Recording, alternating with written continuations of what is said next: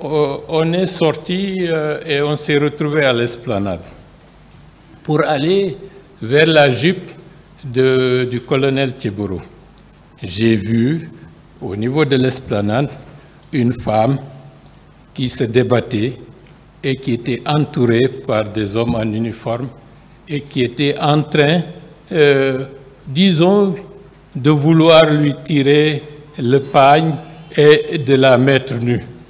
Et ça, je suis formel là-dessus, c'était comme si c'était un petit animal qui était au milieu et des garnements se mettaient à jouer avec elle en essayant de la mettre nue. Nous sommes montés dans la jupe et le colonel s'est dirigé vers Kaloum. Lorsqu'on a dépassé l'entrée de l'université, nous avons rencontré un cortège, disons, toute la hiérarchie policière du directeur général et d'autres. Ils se sont arrêtés et le colonel s'est arrêté et ils sont venus nous entourer pour s'enquérir de la situation. Ils ont vu ceux qui étaient au niveau de la JIP et pour ne pas altérer et dire des choses que, avec le temps qui se sont estompées, bon, ils se sont, quelque temps après, et nous avons continué, et eux, ils ont continué vers le stade. La rue était, il n'y avait personne, c'était vide, et nous sommes arrivés à la clinique Ambroise Paré. On nous a fait descendre, surtout c'est Ella Selou qui était évanoui, moi, Ablaye III et le garde-corps de M. Sidia Touré, nous étions lucides. Nous sommes rentrés à l'intérieur de la clinique, les médecins commençaient à s'affairer. C'est entre-temps que monsieur, un militaire ou quelqu'un qui avait un t-shirt noir et un pantalon bien baraqué avec une arme, accompagné d'un autre qui était un peu plus, j'allais dire, potelé, qui avait un ceinturon de balles avec des grenades qui perlaient au niveau de ces ceinturons. Ils ont dit, si on ne nous fait pas sortir, ils vont jeter une grenade à l'intérieur de la clinique. Ça a créé la panique et on était obligés, et les médecins étaient obligés de nous aider pour reprendre Ella Selou qui était encore évanouie pour nous mettre dans la jupe. Mais ce qui m'a le plus à ce moment-là frappé, je me suis rendu compte que le colonel Tchéboro n'avait aucune autorité sur eux. Je m'étais dit, comment se fait-il que lui, qui est colonel, et que d'autres viennent et lui donnent des instructions sans qu'il ne puisse réagir?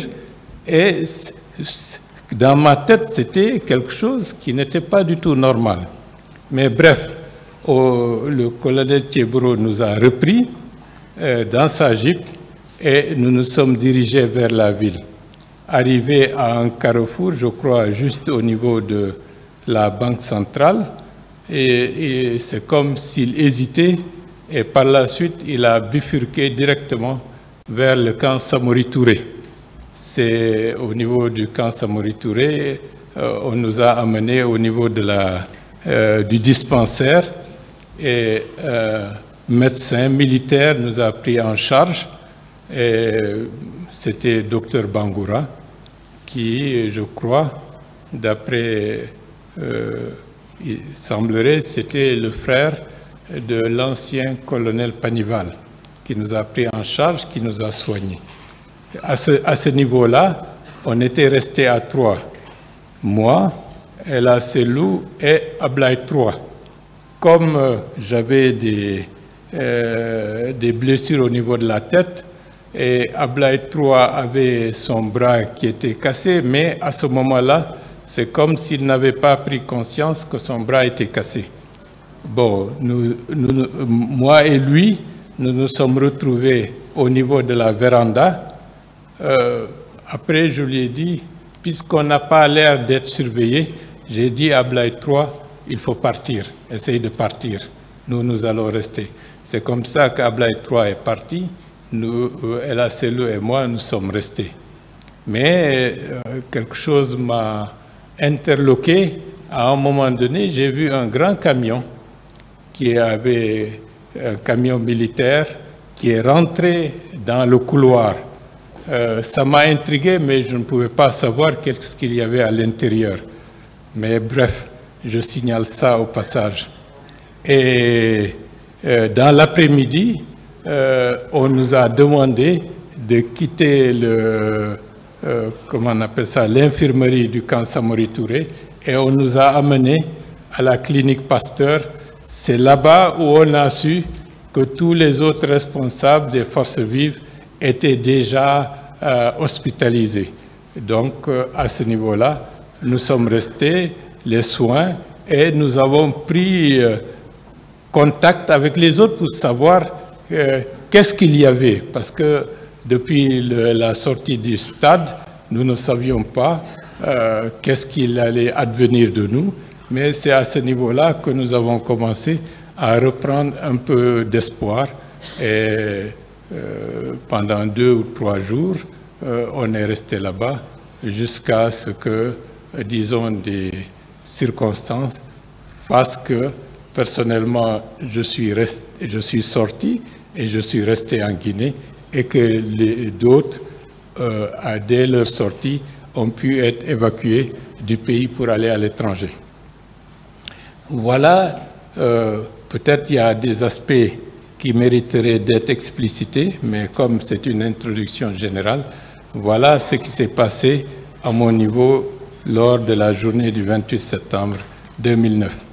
Je rappelle au tribunal que je suis parmi ceux qui ont été convoqués le 3 décembre 2009 par la commission d'enquête du CNDD au niveau du Palais du Peuple. C'était le matin, j'ai eu à témoigner et à répondre aux questions de la commission pendant pratiquement 3 heures. J'étais accompagné par tous les autres responsables qui étaient présents à Conakry, des forces vives. Et après mon passage, d'après ce que j'ai su par la suite, c'est le colonel Tchebro qui devrait être auditionné. Et comme vous le savez, l'après-midi, il y a eu l'annonce d'une tentative d'assassinat sur le capitaine Dadis Camara, et un autre cours de l'histoire de notre pays a commencé. Voilà à peu près ce que je peux dire de manière factuelle et de manière générale. Peut-être si vous me permettez de conclure, personnellement, je considère que la tragédie du 28 septembre 2009 est une tragédie parmi d'autres. Les présumés, les accusés qui sont ici, c'est le fait, disons, du hasard de l'histoire, parce qu'il y a eu d'autres tragédies beaucoup plus massives que la Guinée a enregistrées, mais comme il faut toujours commencer par un point de départ, le jugement de la tragédie du 28 septembre 2009 est un départ. Cela n'occulte pas les anciennes responsabilités qui ont ensanglanté notre pays, et nous souhaitons que ce qui s'est passé soit perçu comme une forme, disons, de juger pour éviter les répétitions. Parce que le fait que durant les 13 années, il n'y a jamais eu le jugement du 28 septembre 2009, d'autres tragédies ont été enregistrées en Guinée. Les tragédies de Womé, de Galapaï, de Zogota, les tragédies autour de l'Axe, tout cela aurait pu être évité si les autorités, après la transition de 2009-2010, avaient pris leur responsabilité expresse pour sanctionner de manière définitive et durable ces genres d'exactions sur les populations civiles.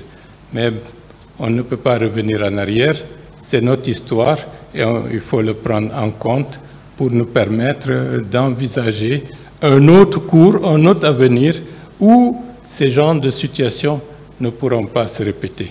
Bon, les accusés qui sont à la barre, d'autres ont fait pire, mais ils ne sont pas à la barre, mais il faut que ceux qui sont à la barre sachent qu'il faut qu'ils apportent leur contribution pour que la Guinée sorte de cette longue péripétie, de cette longue répétition de tuerie, répression, qui a fait qu'on ne peut pas compter aujourd'hui le nombre de victimes que nous avons enregistrées depuis très longtemps dans notre pays. Je vous remercie.